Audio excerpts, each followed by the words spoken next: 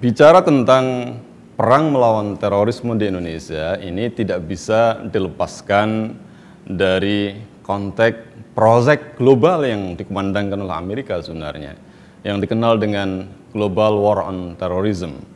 Jadi ini peristiwa yang bukan berdiri sendiri, cuman momentumnya memang berbeda. Kalau Amerika mengumandangkan perang ini pasca peristiwa runtuhnya gedung WTC, gedung kembar WTC yang dikenal dengan peristiwa 9/11 pada tahun 2001. Anda juga bisa melihat, semua masyarakat dunia bisa melihat pasca runtuhnya WTC itu kemudian Amerika mengumandangkan perang. Jadi masuk ke Afghanistan, invasi militer, kemudian masuk ke Irak, bahkan kemudian masuk di sebagian perbatasan Pakistan, Afghanistan. Dan apa yang diakibatkan tindakan-tindakan invasi militer ini, kita bisa juga menyaksikan kehancuran di semua sektor, baik pada aspek kehidupan ekonomi masyarakat Afghanistan, kehidupan politik, kehidupan keamanan, bahkan kemudian pada aspek sosial budaya. Kehancuran yang luar biasa dan di sisi lain kos yang dikeluarkan oleh pemerintah Amerika sendiri juga cukup besar. Ini adalah proyek yang dikumandangkan oleh Amerika pasca runtuhnya 9/11 ini, kemudian Amerika memilah dunia menjadi dua, Anda bersama teroris atau kemudian Anda bersama kami.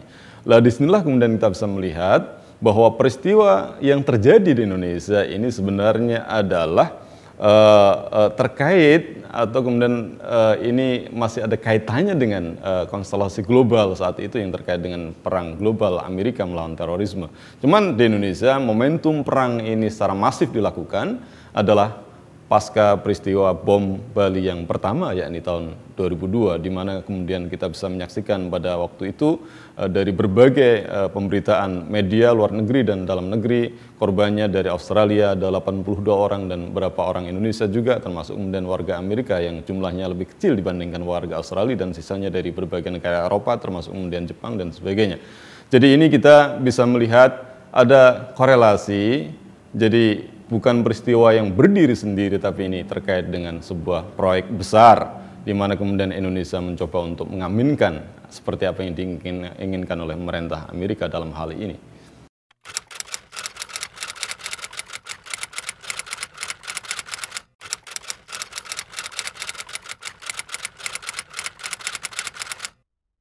Dan sikap pemerintah Indonesia jelas. Ketika Amerika kemudian membagi negara ini atau negara dunia ini, apakah Anda menjadi bagian dari Amerika atau Anda menjadi bagian dari teroris, ternyata Indonesia bagian dari dunia Islam ini kemudian memilih pada arus bersama Amerika, mengaminkan apa yang menjadi proyek global War on Terrorism Amerika.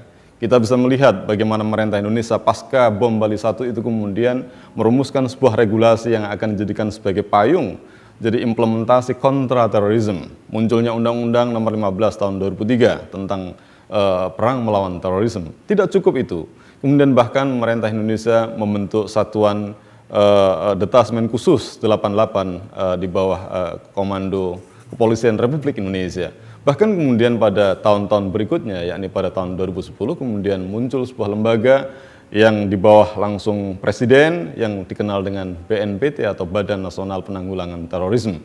Dan yang perlu diingat bahwa sejak awal pembentukan Densus 88 ini Amerika mensupport betul baik persoalan dananya, bahkan kemudian persoalan karakter building yang terkait dengan personel Densus. Bahkan kemudian tidak hanya itu mensupervisi dan kemudian memberikan peralatan yang cukup lengkap untuk pasukan Densus 88 ini. Dan BNPT sendiri kemudian dibentuk berdasarkan Perpres nomor 46 tahun 2010 dan di bawah komando sampai saat ini adalah seorang mantan Inspektur Jenderal Polisian, yakni Ansar B, dan dia bertanggung jawab langsung di bawah Presiden. Dan ini adalah piranti-piranti yang digunakan oleh pemerintah Indonesia untuk merealisasikan perang melawan terorisme. Dan ini inherent karena memang Amerika ketika mengumandangkan perang melawan terorisme ini memaksa dunia yang bersama Amerika dengan kepentingan Amerika untuk meratifikasi beberapa regulasi atau membuat regulasi baru, mengkonstruksi sebuah regulasi yang bisa menjadi payung untuk implementasi perang ini atau kemudian melegitimasi dari perang kontra terorisme. Jadi ini berapa piranti, tapi tidak cukup sampai di situ sebenarnya. Karena pemerintah juga kemudian membangun kemitraan G2G, contoh misalkan, jadi jarang masyarakat tahu. Jadi di Indonesia khususnya adalah Jawa Tengah, di Semarang sana ada jadi tempat di mana di situ dididik orang-orang untuk kontra terorisme. Jadi kerjasama Transnational Crime and Criminal Justice Project, JCLEC. Di sini pembentukan JCLEC ini hasil kesepakatan 25 Menlu di pertemuan puncak Asia Pasifik pada tahun 2005 pada tanggal 5 Februari di Bali. Dan ini sekaligus implementasi program UN yakni PBB Global War on Terrorism seperti yang diusung oleh Amerika. Ini adalah G2G dan menjadi pelengkap dari sebuah proyek jadi kontra terorisme yang diemban oleh Indonesia di mana inherent dengan kepentingan Barat, Amerika, yakni global perang melawan terorisme.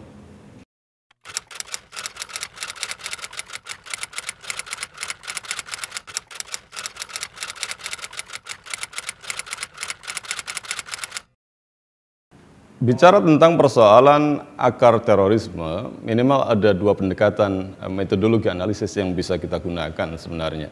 Dan yang pertama adalah jadi metodologi analisis kultural dan kemudian yang kedua adalah metodologi analisis rasional. Dan kebanyakan yang paling dominan atau determinan adalah banyak orang menggunakan metodologi yang pertama dengan menjadikan sebuah nilai atau pemahaman menjadi faktor utama munculnya sikap radikal dan sikap terorisme. Jadi sebuah nilai yang diartikulasikan dalam wujud tindakan-tindakan yang bisa dikategorikan sebagai sebuah tindakan terorisme.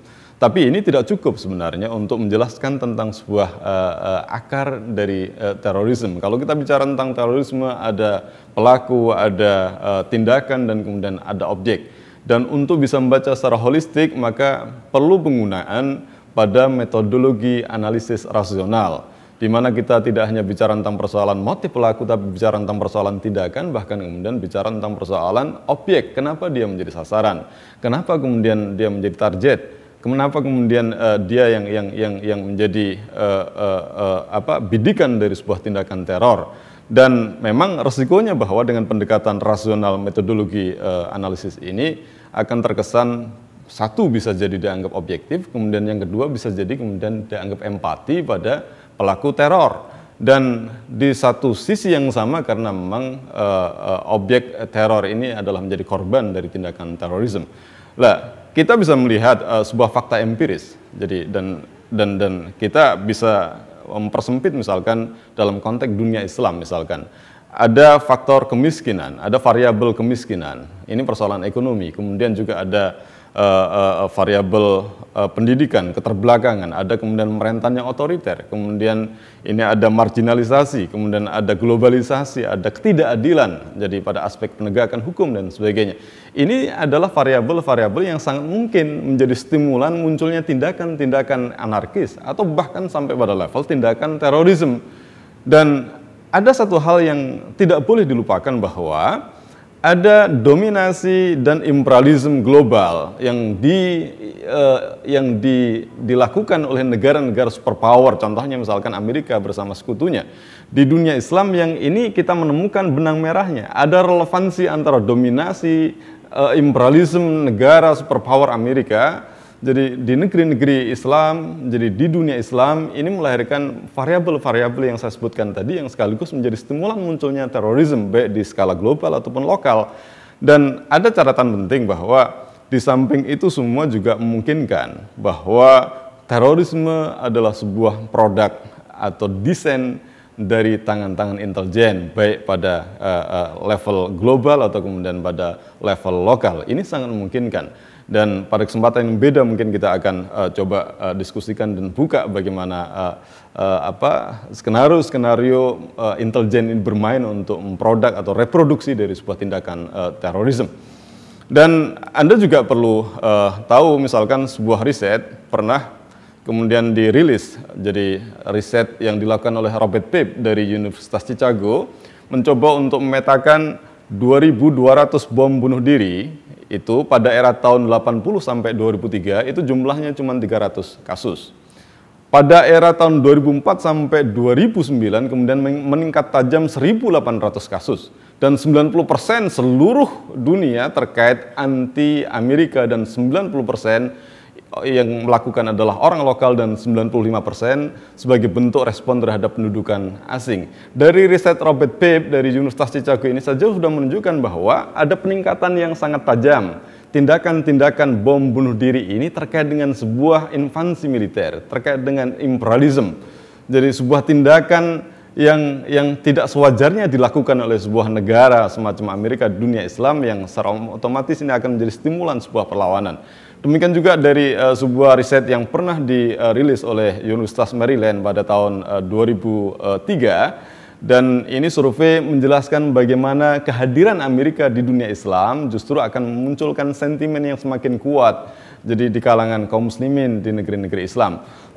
Dan ini bisa dilihat dari hasil survei. Jadi begitu tingginya angka resistensi masyarakat terhadap kehadiran Amerika di dunia Islam, khususnya adalah di wilayah-wilayah konflik.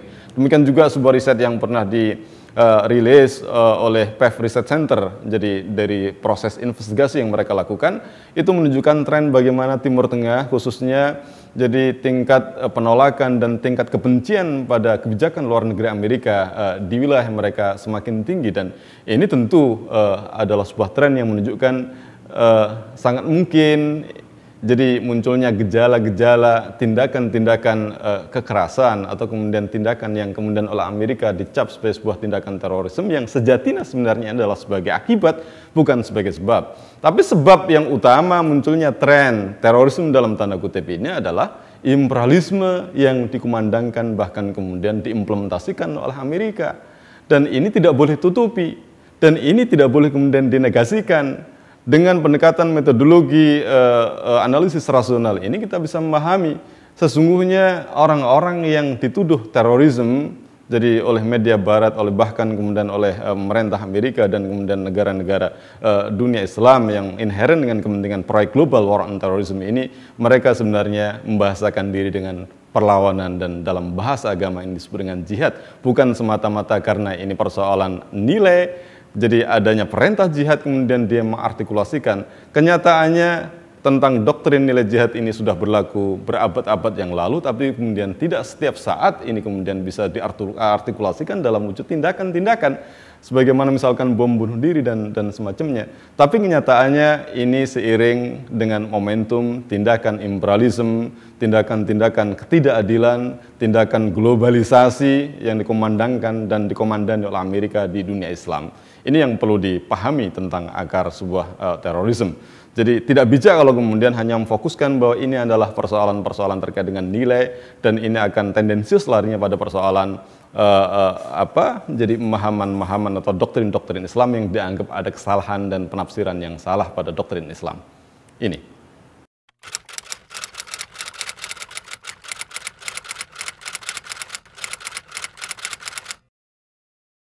Ada strategi yang digunakan oleh pemerintah di Indonesia yang menurut saya ini perlu ada catatan, karena ini akan mengantarkan pada sikap yang objektif dan jujur, dan kalau memang di sana ada sebuah catatan kritis yang menunjukkan titik kelemahan, kita berharap ada koreksi pada kebijakan, pada policy.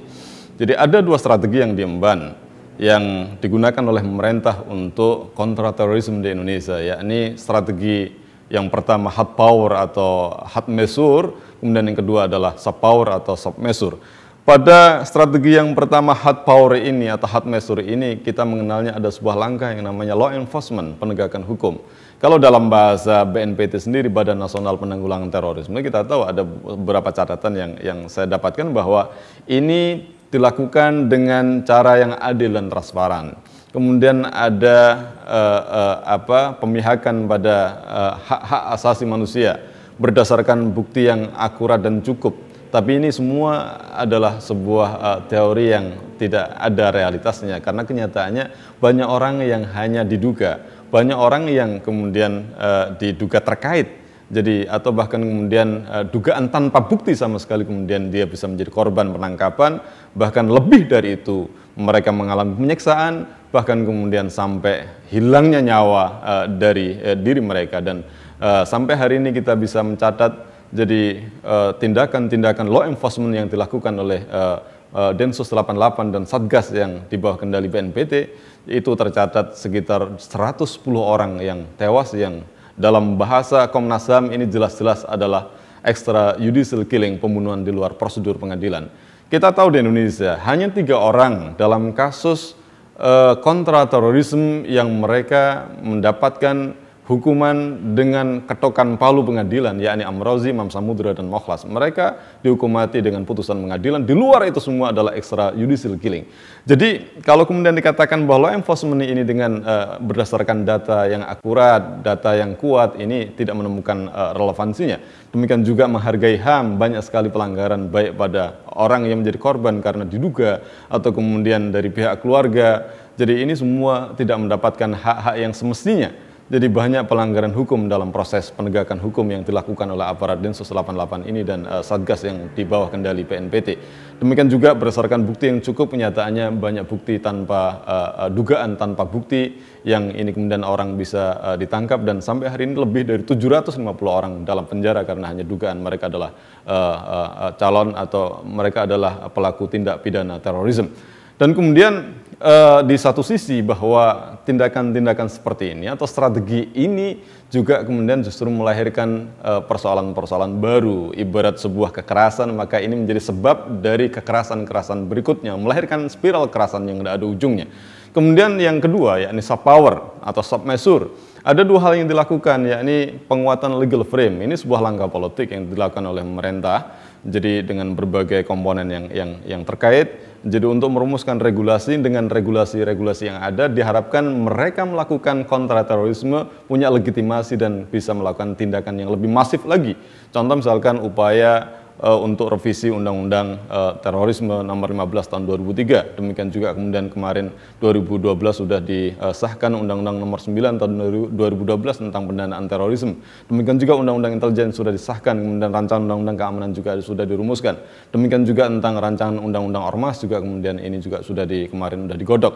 Dan ini adalah langkah-langkah soft power dalam bentuk langkah politik, yakni penguatan di legal frame. Dan di luar itu ada langkah yang kita kenal dengan istilah deradikalisasi, yang ini sekarang menjadi semacam tren bagi BNPT, jadi menjadi semacam proyek utama dari BNPT melakukan counter ideologi terhadap kelompok-kelompok yang dianggap berpotensi melakukan tindakan terorisme.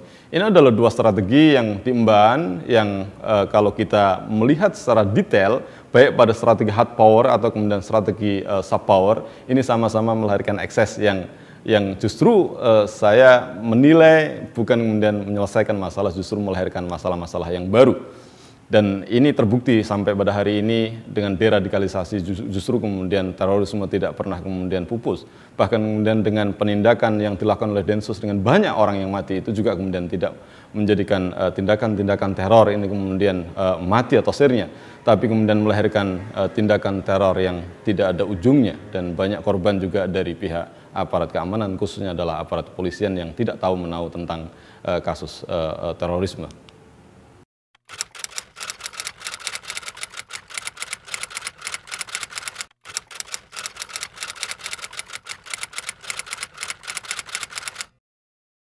Yang perlu kita lebih dalam melihat bahwa ada paradigma yang bias menurut saya, ya. Yakni ketika bicara tentang persoalan akar dari terorisme, ini mereka mencoba, jadi dari pihak kontra terorisme yang berwenang dalam rangka kontra terorisme, itu mencoba membuat oversimplifikasi atau penyederhanaan masalah. Dianggapnya bahwa ideologi radikal menjadi akar dari terorisme. Dan bahkan kemudian ketika bicara pada tataran apa yang disebut dengan radikal, ini juga ternyata ada tendensius.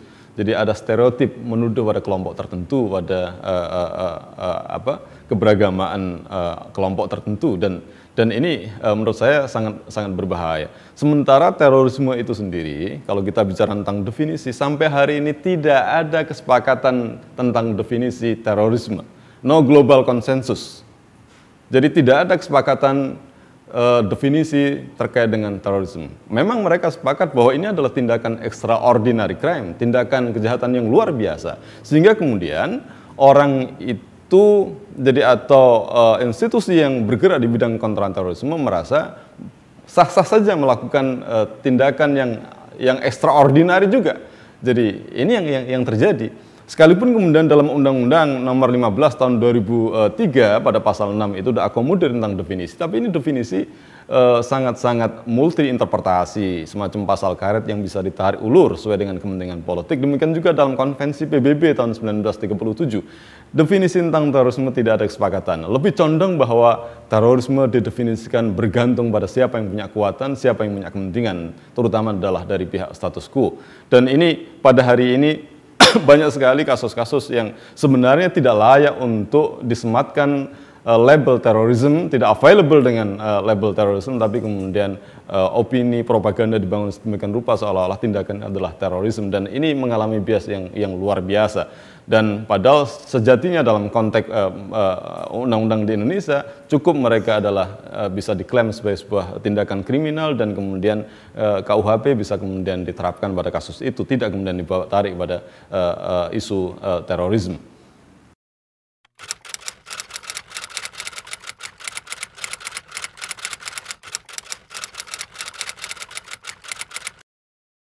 Ada beberapa konsep turunan yang ini dikonstruksi oleh BNPT, jadi dianggapnya sebagai sebuah amunisi penting jadi dalam proyek deradikalisasi untuk mereduksi benih-benih terorisme dari kelompok kelompok keberagaman tertentu, atau dari kelompok tertentu dari penghuni negeri ini.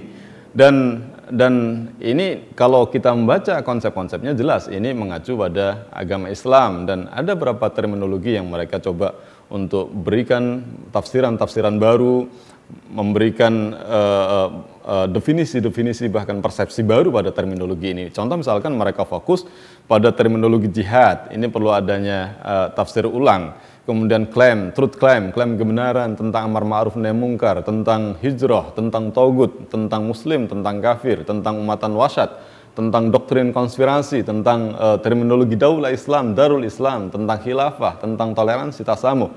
Ini mereka mencoba membangun, mengkonstruksi tafsiran-tafsiran baru yang kemudian mereka bungkus dengan label Islam rahmatan lil alamin.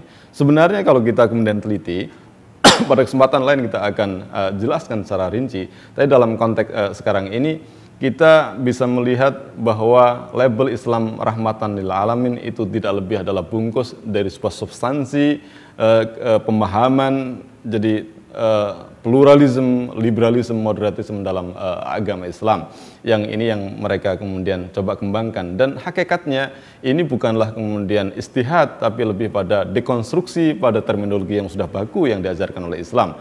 Dan ini bukan istihad, tapi lebih pada tahrif, penyimpangan, bahkan ini adalah tadlil, penyesatan.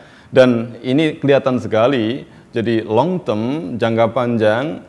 Jadi konsep-konsep ini justru akan melahirkan persoalan-persoalan baru bagi kehidupan umat Islam di Indonesia, yakni akan terjadi polarisasi karena akan ada kutub dikatakan kelompok fundamentalis, ini adalah kelompok moderat. Jadi sekalipun mereka sebenarnya syahwat yang diinginkan adalah jadi dominasi atau jadi hegemoni, pemahaman pluralisme, liberalisme, moderatisme itu eksis di Indonesia, dan kelompok-kelompok ini dan kelompok literalistik ini akan kemudian tersingkirkan, bahkan kemudian kelompok yang fundamentalis, bahkan kemudian kelompok radikal yang dianggap menjadi cikal bakal yang potensial melahirkan tindakan terorisme ini akan ternegasikan di negeri ini. Dan ini adalah konsep-konsep yang sebenarnya bukan sebagai sebuah konsep solusi atau tafsiran yang solutif, tapi justru kemudian melahirkan kontraksi pemahaman di kalangan kaum muslimin, karena ini adalah persoalan-persoalan yang sudah baku dimengerti dan sekarang dicoba untuk kemudian dikritisi, diberikan tafsiran yang justru mengantarkan pada perdebatan dan penafsiran yang sangat berbahaya. Dan ini adalah beberapa persoalan-persoalan yang sebenarnya kita melihat secara objektif, jujur ini adalah strategi yang tidak tepat, baik pada langkah hard power atau kemudian soft power, dan ini justru semakin menciptakan radikalisme kehidupan beragama, atau justru ini adalah sebuah langkah radikalisasi. Jadi sekali lagi saya katakan bahwa dengan pendekatan metodologi analisis yang rasional ini mengharuskan adanya koreksi policy dari pihak-pihak yang punya kewenangan pada kontraterorisme. Contoh pada langkah hard power, jadi mereka harus betul-betul memahami bahwa yang dihadapi adalah manusia, yang dihadapi adalah juga warga negara ini. Mereka punya hak dasar untuk hidup, punya hak dasar untuk dia punya mendapatkan keadilan dan sebagainya. Ini juga harus diperhatikan. Tidak diperlakukan sebagaimana hewan, baik ketika dia dalam keadaan hidup atau dalam keadaan mati. Ada beberapa data yang kita punya yang mengindikasikan bagaimana tindakan-tindakan yang dehumanisasi itu terjadi dilakukan pada konteks hard power. Demikian juga pada kasus soft power dengan mengusung beberapa konsep-konsep yang justru melahirkan kontraksi pemikiran di tengah-tengah kaum muslimin, dan ini tidak tepat. Dan persoalan-persoalan berikutnya terkait dengan persoalan solusi bagaimana untuk mereduksi fenomena terorisme di Indonesia, kita akan diskusikan pada kesempatan yang berbeda.